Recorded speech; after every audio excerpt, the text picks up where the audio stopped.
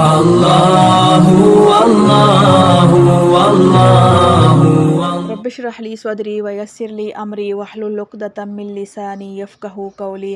اعوذ باللہ من الشیطان الرجیم، بسم اللہ الرحمن الرحیم۔ سود کے بارے میں رسول کریم صلی اللہ علیہ وسلم کے ارشادات۔ نمبر 1، رسول کریم صلی اللہ علیہ وسلم نے فرمایا کہ 7 مہلک چیزوں سے بچو۔ صحابہ کرام رضی اللہ تعالیٰ عنہ نے دریافت کیا، یا رسول اللہ صلی اللہ علیہ وسلم وہ کیا ہیں؟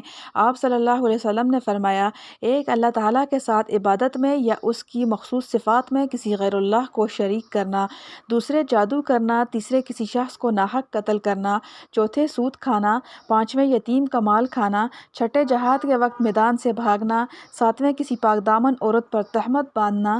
یہ حدیث صحیح بخاری اور مسلم میں ہے۔ نمبر 2، رسول اللہ صلی اللہ علیہ وسلم نے فرمایا کہ میں نے آج رات 2 شخصوں کو دیکھا جو میرے پاس آئے اور مجھے بیت المقدس تک لے گئے۔ پھر ہم آگے چلے تو ایک خون کی نہر دیکھی جس کے اندر ایک آدمی کھڑا ہوا ہے اور دوسرا آدمی اس کے کنارہ پر کھڑا ہے۔ جب یہ نہر والا آدمی اس سے باہر آنا چاہتا ہے تو کنارہ والا آدمی اس کے منہ پر پتھر مارتا ہے، جس کی چوٹ سے بھاگ کر پھر وہ وہیں چلا جاتا ہے جہاں کھڑا تھا۔ پھر وہ نکلنے کا ارادہ کرتا ہے تو پھر یہ کنارہ کا آدمی یہی معاملہ کرتا ہے۔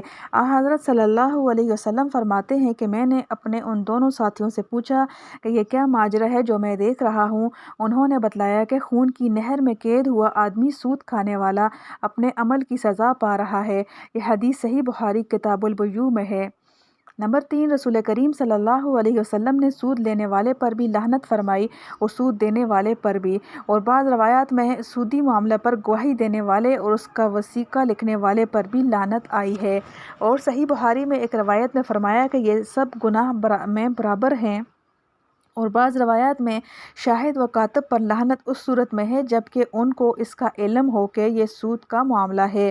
نمبر 4، اور رسول اکرم صلی اللہ علیہ وسلم کا ارشاد ہے کہ 4 آدمی ایسے ہیں کہ ان کے بارے میں اللہ تعالیٰ نے اپنے اوپر لازم کر لیا ہے کہ ان کو جنت میں نہ داخل کرے اور جنت کی نعمت نہ چکھنے دے۔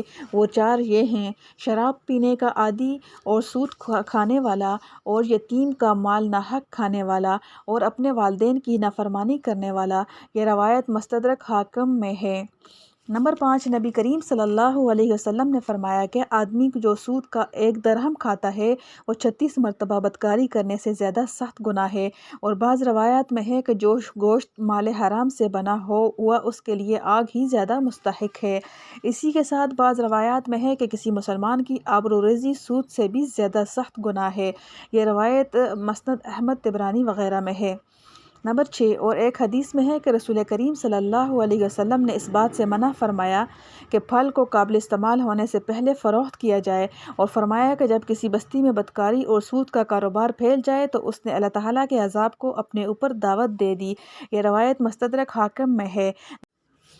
نمبر 7، اور رسول کریم صلی اللہ علیہ وسلم نے فرمایا، جب کسی قوم میں سود کا لین دین کا رواج ہو جائے تو اللہ تعالیٰ ان پر ضروریات کی گھرانی مسلط کر دیتا ہے، اور جب کسی قوم میں رشوت عام ہو جائے تو دشمنوں کا رعب و غلبہ ان پر ہو جاتا ہے۔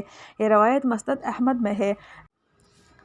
نمبر 8، اور رسول اللہ صلی اللہ علیہ وسلم نے فرمایا کہ شب معراج میں جب ہم 7ویں آسمان پر پہنچے تو میں نے اپنے اوپر رعد و برق کو دیکھا۔ اس کے بعد ہم ایک ایسی قوم پر گزرے جن کے پیٹ رہائشی مکانات کی طرح پھولے اور پھیلے ہوئے ہیں، جن میں سانپ بھرے ہوئے ہیں جو باہر سے نظر آ رہے ہیں۔ میں نے جبرائیل امین سے پوچھا، یہ لوگ کون ہیں؟ انہوں نے فرمایا، یہ سود خور ہیں۔ یہ روایت مسند احمد کی ہے۔ نمبر 9، اور رسول اللہ صلی اللہ علیہ وسلم نے عوف بن مالک رضی اللہ تعالیٰ عنہ سے فرمایا کہ ان گناہوں سے بچو جو معاف نہیں کیے جاتے، ان میں سے ایک مال غنیمت کی چوری ہے اور دوسرے سود کھانا۔ طبرانی۔ نمبر 10، اور رسول اللہ صلی اللہ علیہ وسلم نے فرمایا کہ جس شخص کو تم نے قرض دیا ہو اس کا ہدیہ بھی قبول نہ کرو، ایسا نہ ہو کہ اس نے یہ ہدیہ قرض کے عوض میں دیا ہو جو سود ہے، اس لیے اس کے ہدیہ کو قبول کرنے میں بھی احتیاط چاہیے۔ ربا کی تعریف اور اس کی حقیقت اور اس کے دنیوی تباہ کاری کے متعلق قرآن مجید کی 7 آیتیں اور احادیث نبویہ کے 10 ارشادات اس جگہ بیان ہو چکے ہیں۔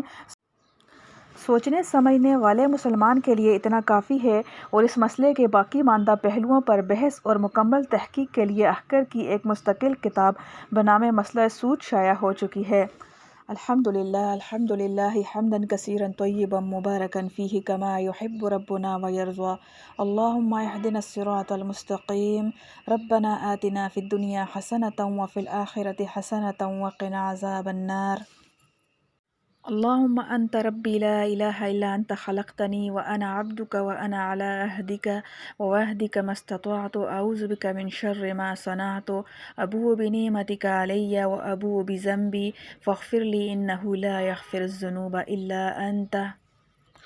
اللهم إني ظلمت نفسي ظلما كثيرا ولا يغفر الذنوب إلا أنت فاغفر لي مغفرة من عندك وارحمني إنك أنت الغفور الرحيم. أستغفر الله الذي لا إله إلا هو الحي القيوم وأتوب إليه. يا حي يا قيوم برحمتك أستغيث. اللهم إني أسألك من خير ما سألك منه نبيك محمد صلى الله عليه وسلم. اللهم إني نعوذ بك من شر ما استعاذ منه نبيك محمد صلى الله عليه وسلم.